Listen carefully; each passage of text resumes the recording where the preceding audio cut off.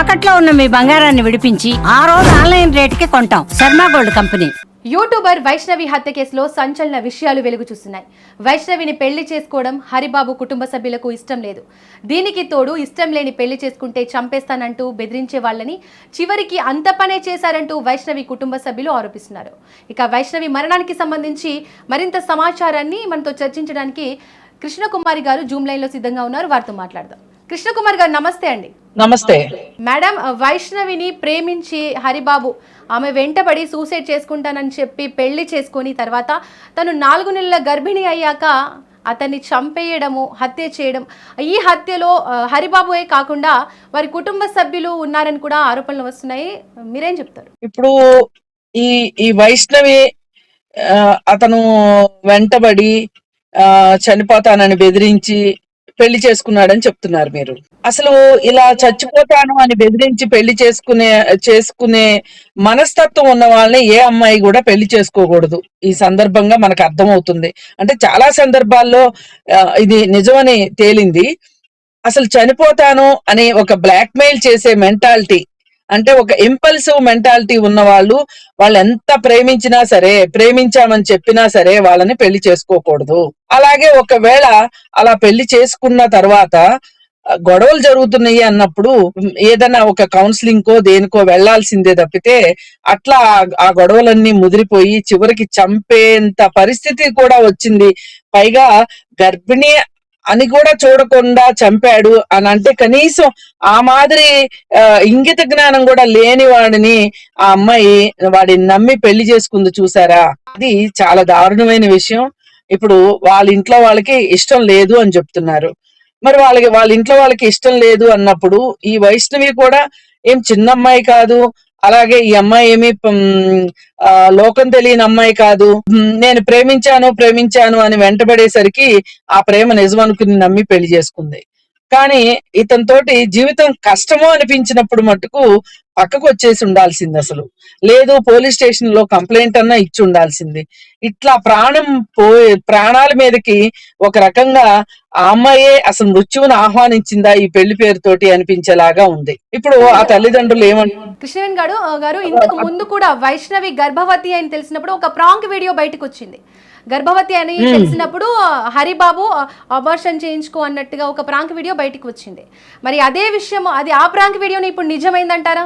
అవును, వాళ్ళకి ఈ ప్రెగ్నెన్సీ విషయంలోనే గొడవలు జరుగుతున్నట్టున్నాయి.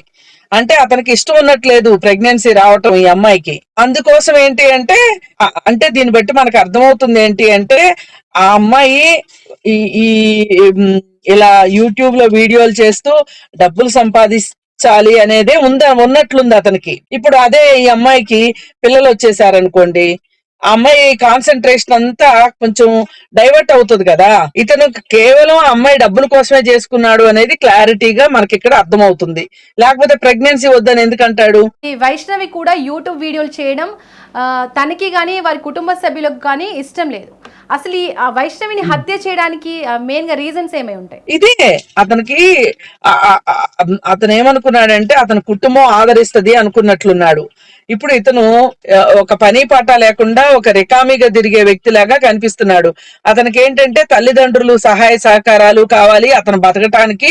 అలాగే ఈ వైష్ణవి సంపాదన మీద కూడా ఆధారపడినట్లు ఉన్నాడు అతను. ఇప్పుడు అటు తల్లిదండ్రులు ఒప్పుకోవట్లేదు, ఇటు ఈ వైష్ణవి ఇప్పుడు ఈ ప్రెగ్నెన్సీ పేరుతోటి రేపటి నుంచి వీడియోలు చేయకపోతే ఎట్లా బతికేది ఎట్లా అనేది ఒక ఇన్సెక్యూరిటీ వచ్చేసినట్లుంది అతనికి. కానీ ఎంత ఇన్సెక్యూరిటీ వచ్చినా సరే మరి ఇప్పుడు అమ్మాయి ప్రెగ్నెంట్ అయింది, అమ్మాయిని నేను చూసుకోవాల్సిన బాధ్యత ఉంది అనే ఒక ఆలోచన కూడా లేకుండా అతను చంపాడు.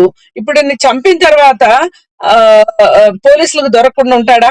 మేడం, హరిబాబు అది ఆ అమ్మాయిని ఇష్టపడి వెంటపడి సూసైడ్ చేసుకుంటా అని నమ్మించి పెళ్లి చేసుకున్న తర్వాత ఇలా ఎందుకు మర్డర్ చేయాల్సి వచ్చింది? అలాంటి వాళ్ళని ఏం చేయాలి? అలాంటి వాళ్ళు ఏం లేదండి. ఇప్పుడు మనకి వాళ్ళ మదర్ గురించి మీరు చంపేస్తారా, మేము చంపేయమా ఆవేశంలో చాలా బాధలో ఆ తల్లి మాట్లాడుతుంది. కానీ అవన్నీ జరిగే పనులు కాదు. కావాల్సింది ఏంటి అంటే ఇప్పుడు మనకి పెళ్ళయిన తరువాత 7 సంవత్సరాల లోపు ఏ భార్య అయినా గాని చనిపోతే గనక ఆ భర్త పైన కంప్లైంట్ పుట్టింటి వాళ్ళు గాని ఇంటి పక్క వాళ్ళు గాని ఎవరైనా కంప్లైంట్ చేస్తే గనక అతని పైన కేసు నమోదవుతుంది. ఆ కేసు ప్రకారం ఏంటి అంటే అతను తన నిర్దోషిత్వాన్ని నిరూపించుకోవాల్సిన అవసరం ఉంటది. ఇప్పుడు ఈ అమ్మాయి విషయంలో అంత అవసరం కూడా లేదు, ఎందుకంటే కత్తి పెట్టి పొడిచి వెళ్ళిపోయాడు కాబట్టి ఆ పెద్ద సాక్ష్యాధారాలతో కూడా పని లేకోకుండా అతనికి ఒక హత్య చేసిన హత్యాన్యాయం కింద వస్తది. ప్లస్ ఇంకొకటి ఏంటి అంటే వేధింపులు, ఇదేదో సడన్ గా చేసిన హత్య కాదు కదా, ఆ వేధింపులు వీటన్నిటి ప్రకారంగా చూసుకుంటే అతనికి యావజ్జీవ కారాగార శిక్ష పడుతుంది. ఇట్లాంటి కేసులు ఏంటి అంటే ఏముంది ఈజీగా బెయిల్ తీసుకుంటాము బయటకు వచ్చేస్తాము అన్నట్లుగా కాకుండా ఫాస్ట్ ట్రాక్ కోర్టులో చాలా తక్కువ సమయంలో మనం ఈ హత్యని మర్చిపోక ముందే అతనికి శిక్ష పడాలి. అప్పుడు మాత్రమే వేరే వాళ్ళకి ఎవరికైనా సరే అమ్మో చట్టం అనేది ఒకటి ఉన్నది, చట్టం ప్రకారం మనం శిక్షించబడతాము అనే ఒక ఆలోచన వస్తది. ఆ అవగాహన కూడా మనం కల్పించాల్సిన అవసరం ఉంది. ఇవాళ వైష్ణవి ఏజ్ కూడా చూసుకుంటే తక్కువగానే ఉంది, 18 years ఎంతో. ఈ ఇన్స్టా రీల్స్ వల్ల అట్రాక్ట్ అయ్యి పెళ్లి చేసుకొని చివరికి ఇలాంటి సంఘటనలు మనం చూడాల్సి వస్తుంది. అదేనండి, ఇప్పుడు ఇది వాళ్ళు ప్రేమ అనుకున్నారు, ఆ అమ్మాయి కూడా ప్రేమ అనుకుంది, అది ఒక ఆకర్షణ, లేకపోతే అలాంటి ఒక యూట్యూబ్ వీడియోలు చేసే అమ్మాయిని సొంతం చేసుకోవాలి అనే ఒక అతనుకున్న ఆకాంక్ష ఏదైతే ఉందో ఈ పెళ్లి దాకా తీసుకొచ్చింది. దాన్ని అతను నిలబెట్టుకోలేకపోయాడు. ఇప్పుడు అతని మనస్తత్వమే చాలా దుందుడుకు మనస్తత్వం లాగా ఉంది. ఇప్పుడు ఒకవేళ నచ్చలేదండి, ఎంతమంది విడాకులు తీసుకోవట్లేదు, విడిగా ఉండొచ్చు కదా, అంత నచ్చినప్పుడు చంపేదాకా ఎందుకు వచ్చాడు? Thank you madam.